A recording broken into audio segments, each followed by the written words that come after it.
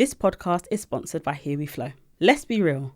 The standards in period care have been way too low for way too long. Bleach, dyes, fragrance, and we're just expected to put these chemicals in and on the most sensitive parts of our bodies. That's why Here We Flow created their Your Vagina Has Standards campaign. Your body deserves the best, and their ultra-absorbent, soft as a cloud period care are made with plant-based materials. No bleach, no dyes, no shame. So whether you're a pad, tampon or period underwear girly, next time your period decides to make her grand appearance, give her the VIP treatment. Now, onto the episode. Hi guys, welcome to another episode of Womenstrual, the podcast. I'm your host, Candice, and this is a safe space to discuss periods and the ebbs and flows of life. Today's guest, she's a GP. She's a host. She's a speaker. She's a content creator. She has her own clothing brand. What? And she is an extremely, extremely trusted voice when it comes to medical expertise online and just generally based on her career. I am very pleased to have Dr Aziza Sesay here today. Oh my God, what an introduction. Okay. Yeah, of course. How are you? I'm good. I am so psyched. I'm so honored to be here. Can't wait. I am very excited to have you as well. It. I am very excited to have this. There's naturally so much to talk about. Yes. But I do want to to start a little bit on your backstory. Okay. Because I hear an accent. Oh, yes. Tell me where you start, where your journey starts. Okay. So my mom and dad really liked each other. Then they met in a club. Yeah, I mean? No, I'm joking. No, backstory. I'm not American, first of all, because everyone assumes that I'm American. I'm not Canadian. I'm actually not even West Indian. I have people who asked if I'm from the Caribbean. Yeah. No, I'm Sierra Leonean, which is West African. Yeah, but I never lived there. I was born and raised in Saudi Arabia because my dad worked there. Oh, wow. Mm-hmm. And I went to an international school. We had American teachers. And actually, I'll be completely honest. I often say, look, I faked it till I made it. I'm screaming. In terms of the accent. Yeah, no, Wow. So we used to watch a lot of American TV shows, Yeah. and we go to the States a lot. I have family who live out in the States, and actually my sisters now live there. Yeah. And it was just like, oh, I want to emulate it. Mm-hmm. I emulated it so much, I can't get rid of No it. But way. I've lived in the UK for 23 years. Yes. No way. Yeah. So we have Sierra Leone and Saudi Arabia. Yeah. And then international British. school, British and international school. Yeah. Oh my goodness. Are you an only child? Have you got siblings? No. I am middle child. Okay. I have 4 sisters. Oh wow. 2 older, 2 younger. Yeah. Oh my goodness. I'm an only child. So people often are like, oh my gosh, what's that like? And I'm like, I've got nothing to compare it to. So I can't Yeah, tell that's you. true. You're But right. are all your sisters living a similar life? Like, are they all in medicine as well? Are they all doing various different things? My eldest sister is actually, you know what? I guess it's medical. She's like the head director of something called Queen's Care. You know when people ask like what does this person do and the ins and outs? Yeah. So she's one of the directors of something, and then the other one is a CPA accountant, and then the other one is an OT, and then there's a chemical engineer. Yeah. Okay. Brains and beauty in the family. Oh, thank you. And where do they live? Do they live in the UK too? Do they live all around the world? I have 3 in the States, and then one, actually, she used to live in the UK, and she's just moved to Qatar. So. Oh, wow. Yeah, For work or just change of environment? Both, actually. Nice. But I Story for will another go into day. that because I was like, she moved there, and within 4 months, there have been 2 bombings, but it's all good. She's fine. She's healthy. She's Okay, well. please. Because that is one way to start a new chapter in your life. Yeah. Oh my goodness. She's okay. She's fine. It's just, the unrest in the Middle East. Yeah. She's fine. Thank God. My goodness. Thank goodness for that. Thank goodness for that. And tell me about your journey into medicine yourself. Like, were you inspired by somebody else? Is it something that your parents always wanted you to do? Yeah. Like, where did that come from? So great question. And actually, my mom tells this story all the time. Mm-hmm.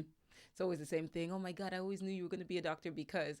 So when I don't remember how old I was exactly, but we were going out on holiday. We were on a plane, and someone shouted out, "Oh, is there a doctor on the plane?" And then someone who was a doctor went and they were attending to whomever was having the medical issue.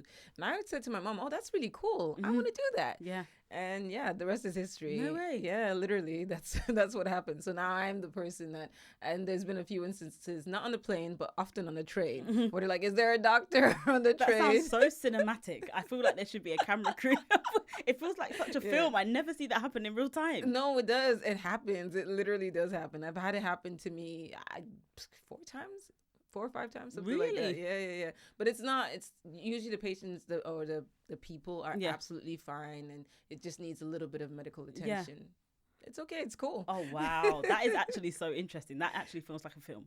Like hearing somebody say that and then you getting up and be like, yes, there is a doctor on the train, and go up and do it. What type of things have happened? Like, is it like fainting? Is people... Yeah, what's happened? Mostly fainting. So I've had a couple of episodes where someone vomited and then fainted. Oof. And then someone who just was feeling a little bit unwell, like they were going to faint. And then mostly it was that. I've never really had like chest pain or anything, as I don't want to say exciting, because that's obviously it's quite scary for the individual going through it, but it's not cinematic. Essentially, it's not. It's not what you're thinking. It's been quite basic, but often what happens is that I'm not always the only doctor. There are quite a few people on the train. So you guys are fine, in case you're wondering. This is good to know. Good to know. There's always a doctor on the carriage. There's someone, like often there's more than just me, and then we stay with the patient until an alternative help comes. Yeah. But yeah. Interesting. So when you studied to be a GP, did you want to specialize in anything in particular, or were you just kind of wanting to do just general practice? Yeah. So actually, I didn't want to be a GP to begin with. Yes. In med school, I did my GP rotation. I'm not doing that.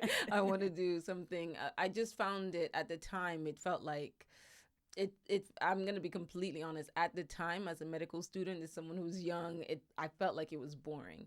And I wanted to do something more, hands-on, emergency-led, active.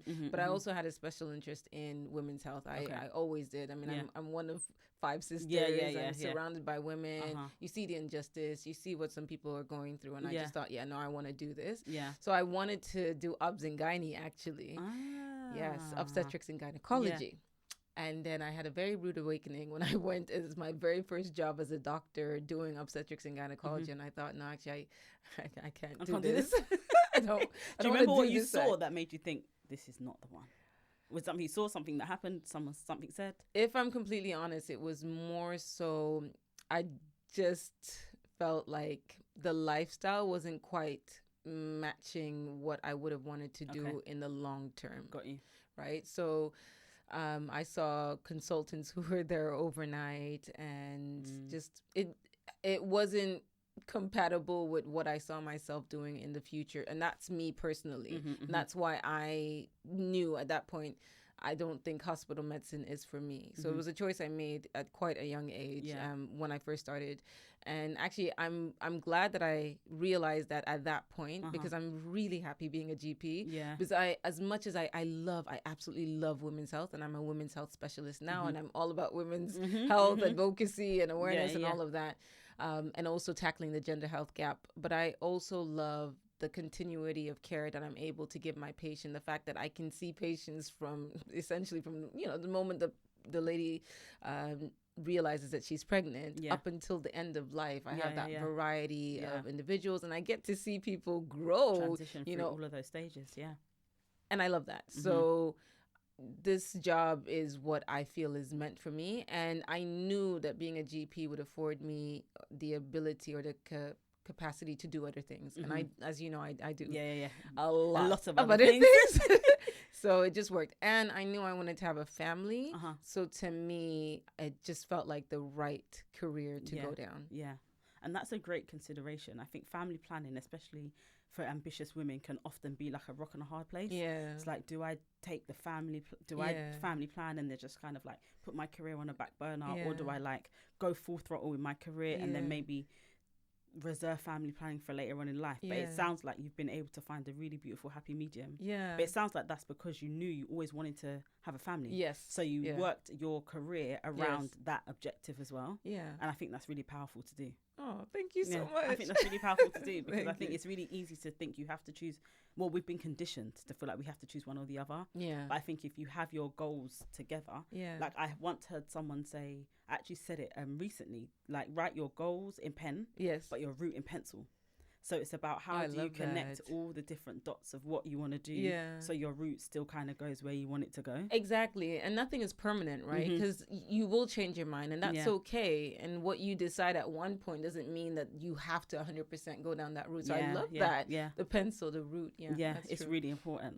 And in terms of your women's health involvement, in your own body, do you remember when you started your period? Yes, I do. What's the story?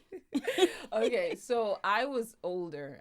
Well, I say older. I was older than my sisters. So I'm gonna go back to my knowledge of period, because I feel like it's really important, because there's still a lot of shame, stigma, and taboo associated with periods. And I often like to reel out this fact that on American TV, national TV in the States, the very first time that they used the word period was when Courtney Cox did a tampon commercial. That was the first time she ever said period, or period was said on national TV. Before, it was all euphemisms, you know, on the red, on the rag, all that jazz. The other one is murder on the dance floor, I've heard. You heard that? Oh my goodness.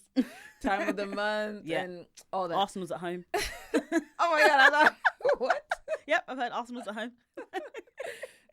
And they're often derogatory as well.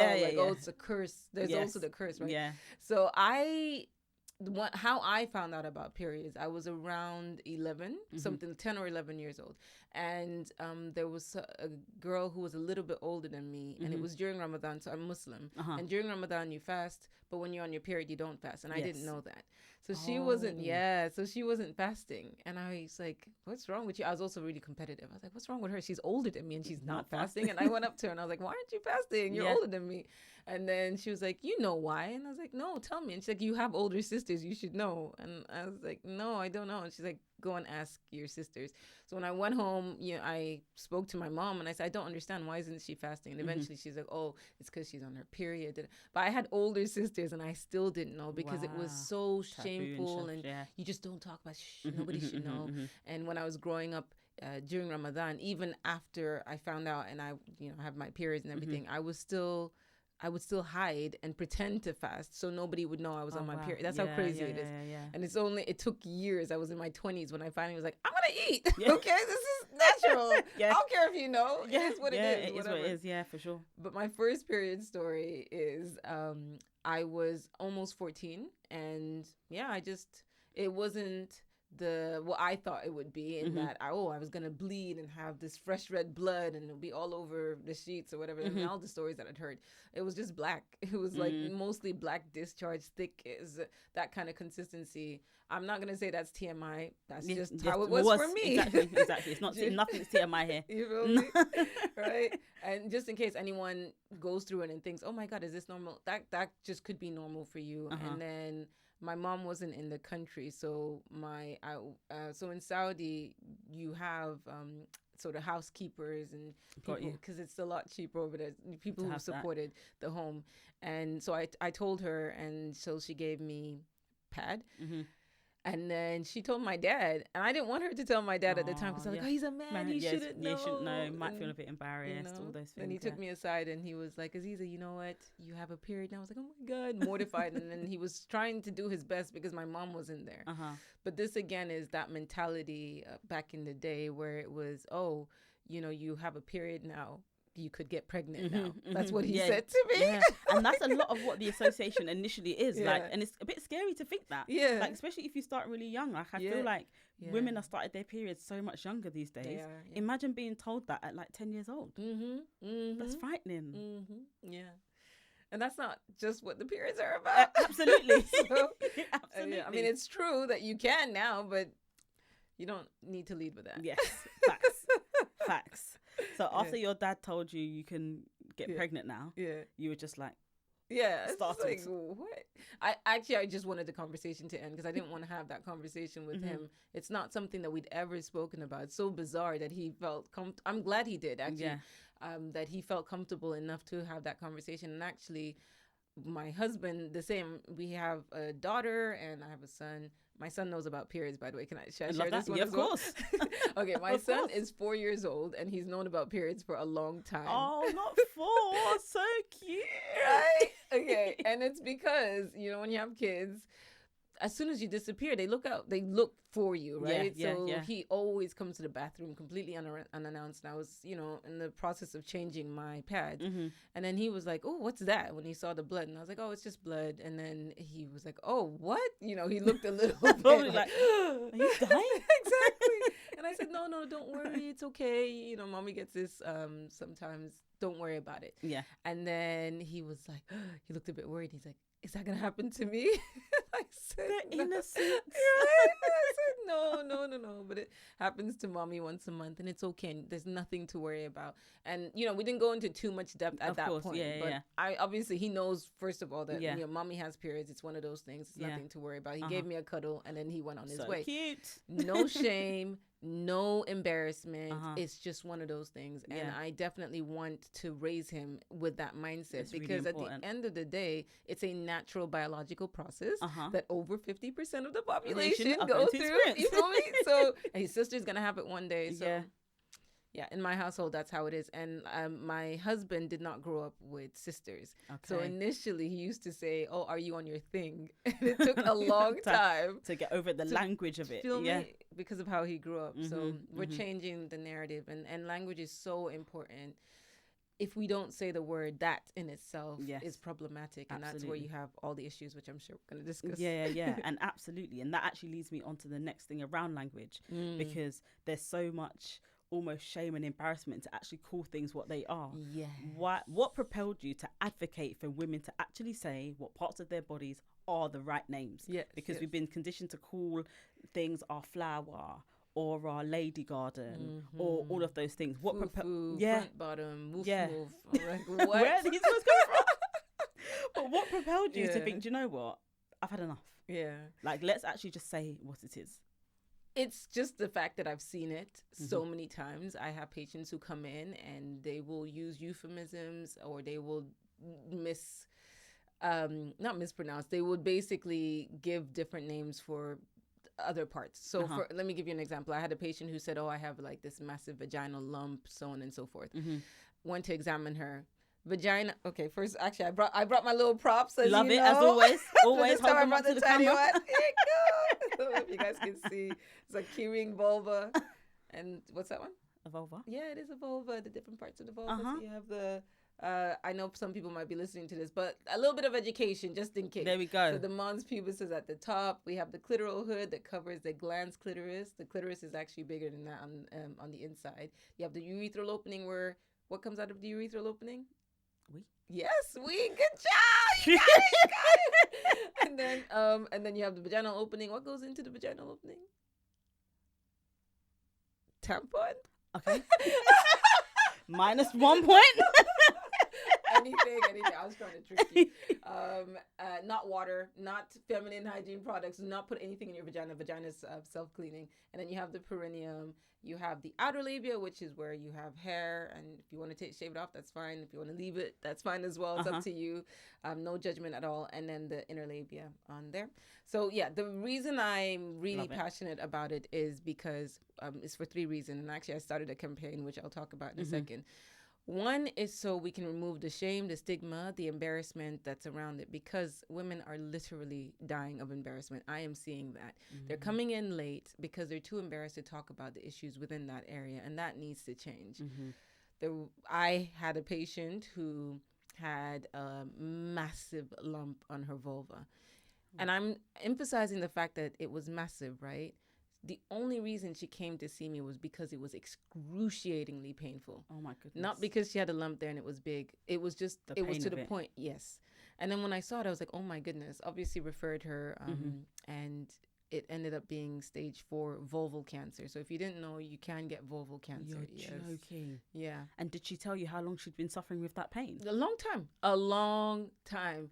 Pain, but the lump was there for even much longer. Much longer. And obviously it started as a small lump. Yeah. So 2 things to say: please check your vulva. Number one. And the second thing is there are 5 gynecological cancer, because not everybody knows that. So you have ovarian, cervical, womb, vaginal, and vulval. That's important that you're aware of that. So she didn't come in because of the embarrassment, to remove that. The second thing is so people can be confident in describing the areas in which they're experiencing the pain, the exact areas. So again, vaginal lump, it wasn't a vaginal lump, it was a vulval lump. You see? Language is so important. And I've taught this to my daughter as well, because again, no shame, no stigma in the household. And she can articulate to me when she's experiencing symptoms. So she will say to me, "Oh, mommy, I'm having pain on the right side of my outer labia." That's fantastic. How old is she? She is 7. That is insane. Yeah. Wow. But they can learn it. And it's just matter of fact to her. And the reason I brought her up is because one of the biggest reasons I'm such an advocate for this is to protect our children, right? When we teach them the correct terminology, it means that they're able to talk about the problems that they're having, the issues. They have a good relationship, a good understanding with those parts of their body. Again, no shame, no stigma. Most importantly, it protects them from sexual predators and sexual exploitation. That's so important, you know. And I think that's an unspoken part of really what a lot of this kind of funnels down to sometimes. That's so key. Because there's a story of a young girl who was being by her uncle, and she was taught to use the word cookie for her vulva. And so she tried to tell her mom. She's like, "Mom, he keeps playing with my cookie. Yeah, he keeps touching my cookie." And her mom, it took a long time. Use the correct terminology. No confusion. That would have been dealt with straight there, straight off the wrap. And also, we know that sexual predators and those who exploit children, they often avoid the children who are taught about the correct terminology, because they can explain it. Exactly. There's power. Yes, and it means that they've been taught about sexuality and those parts of their body. That is that's crucial. Yeah.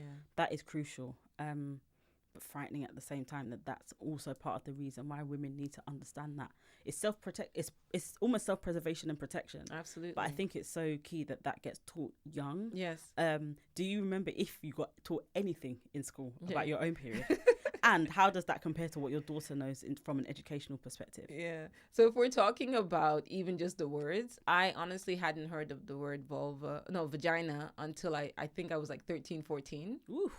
And I remember when I heard it, someone was making a joke about something, and then they said vagina. I was like, "Oh, what's that?" It's crazy. Literally. And then when I asked, "What's that?" the people around me, like the elders, were like, "Don't you say that out loud." So then it was like, "Oh, okay, this is a bad word. I can't say it." And now you feel embarrassed. Yes. Not only because you said the word, but because you've been singled out. Yes. Which is like a double entendre. For me, and I'm in trouble. And I was one of those kids. I didn't like being in trouble. So that was one. And then vulva, I hadn't heard until I went to med school. So it's this sort of thing. And why can't we learn early? I mean, we're not going to do anything bad with the information. And I often say, just like our head, shoulders, knees and toes, and vagina and vulva and clitoris, yes, those, they're not bad words. They're not bad words. They're literally just words. And it saves lives. I really, truly believe that it can save thousands, millions of lives in the long run. So it really, really can. And in terms of some misconceptions around periods, just from an educational perspective, are there any things that you really think women and girls should know that is a complete myth or a complete misconception? Could you name 5? Okay. I can name more. I know, but the very first one is painful periods. So especially within our community as Black women, it's like painful periods, just get on with it. You know, that's just the plight that we have to deal with. You need to be strong, and the more painful your period is, and you're being able to endure it, the stronger you are. That is so key. I just need to speak to that.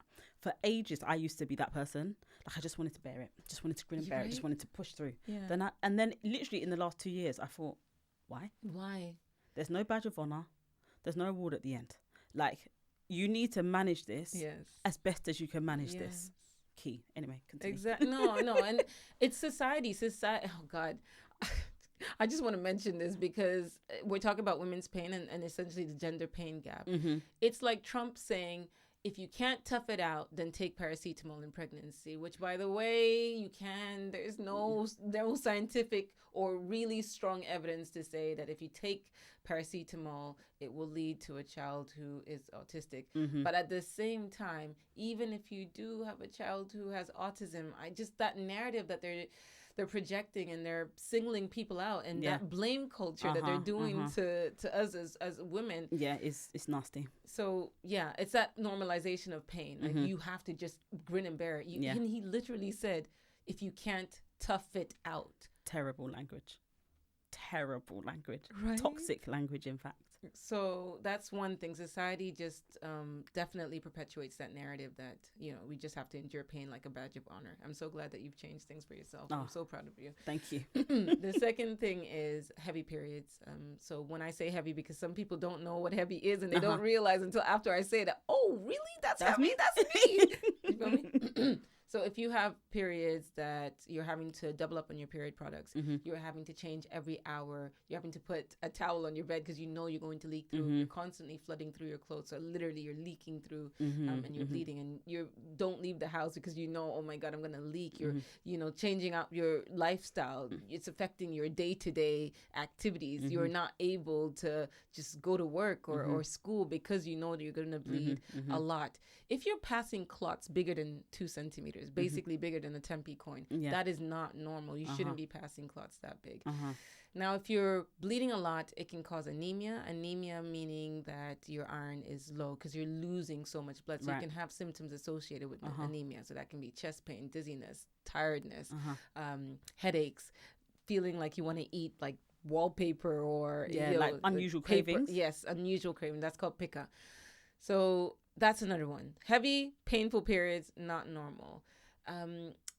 When they say that you are losing toxins because you're having period, that's not true. Yeah. All you're losing is your womb lining, a little bit of maybe vaginal discharge, cervical mucus. That is it. You're not losing toxins. And if your periods are heavier, that's not a good thing because you're not losing toxins. You know what I mean? That's what people are like, oh my God, it's good. It means I'm losing more toxins. No. You're not losing toxins at all. That is a complete myth. Another one, and this is just a contraception one because quite a few people don't realize this. Having sex on your period, which if you want to do, that's absolutely fine. For some people, it can help with their menstrual cramping.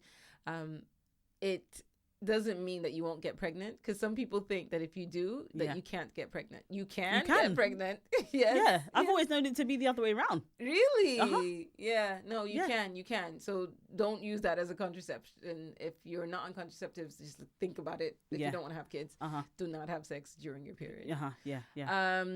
What other myths are there? Oh, dirty. Oh my God, that's the biggest one. Periods are dirty. That is such a negative, toxic. I hate that narrative. It's a natural process, right? We are just bleeding, shedding our lining. That's it. End. So and a lot of people, you need to stay away. You need to be away from people, and the blood is dirty. It's not dirty. Yeah. Because that again perpetuates the shame and the stigma, and again the embarrassment, and why people won't come forward about their problems. Like I can't talk about it. It's too dirty. Yeah. And I think even that piece around even culturally, there are some cultures that separate the women from their families when they're on their periods and stuff, which continues to further perpetuate that dirty, excluded, private, shameful taboo, which definitely needs to be eradicated. And I think you're doing an amazing job of doing that, particularly for your content creation. So how did that part of your life come about? Good question. Because you got a lot on. You were a mother, you were studying, you were a GP, and now, do you know what I mean, saving the world. Thank you so much. That's really kind. Honestly, I fell into it. So what happened was during lockdown, my aunt called me and she was like, Aziza, guess what? And I was like, what? She's like, my blood pressure is normal. I was like, oh my God, that's amazing. And she's like, so I stopped taking my blood pressure tablets. I was like, oh my God, no. Amazing. No, you need to keep taking it. I used to give community talks to my local women's group. And then I realized that because of lockdown, I wasn't able to do it. And I just thought, you know what, I need to continue to give these talks. And it was just pro bono. It was just my way of giving back. So I started doing Zoom talks, and I would do it every fortnight. And it was on different topics, just basic information, 40-minute sessions. And then because of lockdown and there wasn't much to do, I got pregnant. So did so many people. Either got pregnant or made a banana cake. Oh yeah, I made banana cake. Did both. Yes. So that happened. And then it got really hard to organize the talks and put it all together. And that's why I started doing the short videos. Okay. And I loved it. It was fun. I was like, oh, this is, let's see how I can make things fun and engaging, capture their attention, and at the same time potentially save their lives. So it's just grown from there. I've been very, very fortunate to work with loads of different organizations. And I'm an ambassador, trustee, vice chair, creative director, all of these things with multiple organizations. And I've gone to parliament to give evidence and to help support to different reports and so on and so forth. So I feel so lucky and privileged that, as well as being able to help patients directly in front of me, because I'm still working as a GP, I reach, millions of people through my videos, thank God. And I've had so many messages from people saying things like, thank you so much. Because of you, I've gotten checked, or because of you, I know I have this, or, you saved my life. And I was just like, and these are people I'll never meet. It's amazing. So it is absolutely amazing. And in that, when you decided to be a GP, did you ever see your life opening up this way? Did you think, you know what, as a GP, I'd also like to be able to, reach people in other places, or do something that kind of is beyond me? Or were you quite tunnel vision, like, do you know what? In being a GP, I hope I'm effective in this space. Yeah. No, exactly that. I definitely had that. But like I say, for a while, I was already giving talks to my local community group. But I did not envisage this. I had no idea that this would happen. But I truly believe that everything happens for a reason. It does, yeah. And you can walk into your purpose. Facts. I truly believe that what I'm doing now is my purpose. It is. And, Chadwick Boseman said it in one of his speeches. He's like, purpose, it crosses discipline. When you live your life in purpose or on purpose, it's just the best way to be. It's the happiest and the most content that you feel. So a lot of what I'm doing, yes, it takes up a lot of time and it can be quite stressful. And actually it can be triggering, because I do a lot on health and equity, especially as a black woman and our stats and all of that. It's a blessing and a privilege. I wouldn't have it any other way. For the world. I love it. There's a quote that you said in 2020. Oh, really? Okay. About your why. Okay. And you said, if one life can be saved by the information I relay, then it's worth it. Yeah. Can you think of a scenario where you gave someone some health information, you thought, wow, I'm in purpose now? Yes. Yeah. Yes. So it was to do with cervical screenings. I'm such a big advocate for cervical screening. So again, I'm going to look at the screen and say, please, if you're doing your cervical screening, please attend. It could save your life. Especially within our community, marginalized groups, the uptake is just dropping. So we need more and more people to go for screening. And what happened was someone saw a video of mine and she was like, oh, okay, I guess I'll go. She delayed it. She didn't want to go. She didn't think it was important. But one, she saw a black doctor who looked like her. Representation matter, talking about it. And she thought, oh, okay, this is important. Okay, I'm going to go. She went, found out she had abnormal cells, and she had it treated. And now she's fine. Oh, great. And she sent me a message to say, Aziza, or doctors, to say thank you so much for that video, because now I've had my abnormal cells removed, and had I not gone, and I really did not want to go, it could have turned into cancer. So I really feel like you saved my life. And I feel like in that moment, that would have brought a tear to my eye. That would have brought a tear to my eye. And on the other side of that, can you think of some life-changing advice someone has given you? Or like one of the most poignant things someone said to you that made you think, wow, I really need that? Yeah. I guess it would be from when I was starting, and when I decided I'm going to do the Zoom talks. And this is me being completely transparent. I called my uncle right before my first talk, and I just started crying. I was like, who am I? Who do I think I am to be doing this? Like, I'm not the most qualified. I'm not the brightest. And I don't have all the knowledge, and what if people judge me and all of that? And he said, Aziza, why are you doing this? And obviously I said, I'm doing this because I want people to know the information. I want them to learn. I want to potentially save their lives. And he's like, That's all you need to focus on. It doesn't matter what anybody says or what you think within yourself either. Yeah. What's most important is why you're doing it. Yeah. Keep that in the forefront of everything that you're doing. Yeah. And you'll be fine. Yeah. And that really has cemented my mindset throughout the process of content creation and health advocacy and just everything I'm doing outside of being a GP. Yeah. Because I always go back down to that moment of why am I doing this? And if I feel like someone's asking me to do something and it's not aligned with that why, I don't do it. Or if I have been offered something and again, it's not aligned with the why, I just don't do it. And I think because of that, I've been able to maintain my authenticity, which is so important to me. Important. Yeah, important. In that way. So important. And there's like, I could literally sit here and talk to you for ages. I know. I'm so sorry. Like the time's gone already. I can literally sit and talk to you forever. But just very quickly, they are not bad words. Yes. Touch on that. Okay. Thank you so much. Thank you. I'm really enjoying this conversation. But yeah, really quickly, They Are Not Bad Words is a nonprofit t-shirt line that I started a few months ago because, again, just the same thing. I want to destigmatize the words. And actually on the very back, we'll take a picture or something. You can see it. But at the back of this shirt, it says vulva, vagina, clitoris. And not bad words. They're not bad words. The money goes towards funding menstrual health workshops in Sierra Leone to begin with, because that's where I'm originally from. We did a menstrual health workshop earlier this year, and I was just like, look, the knowledge is just...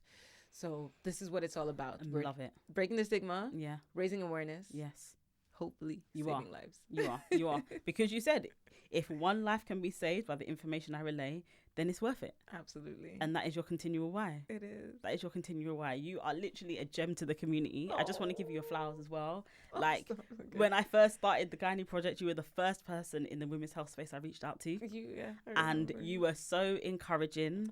You really championed what I was building. And you've been such a support ever since. So I just want to publicly say thank you for that. Thank you for that. But also, where can people find you? How can people engage with your content? All of that stuff. Talks with Dr Sesay everywhere: TikTok, Instagram, YouTube, and my website is www.talkswithdrsesay.com. Thank you so much. I'm proud of you. I remember our conversation. You were so nervous, but look at you now. We menstrual. We're here. We are here and we are live. But yeah, it's been an absolute pleasure. We definitely need a part 2. Okay.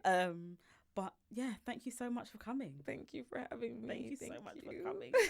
Thank you guys for listening to another episode. I will put Dr. Aziza's information in the show notes, links to her website where you can get t-shirts, etc., etc. But I hope you've enjoyed it, and until the next one. Okay, love you. Bye.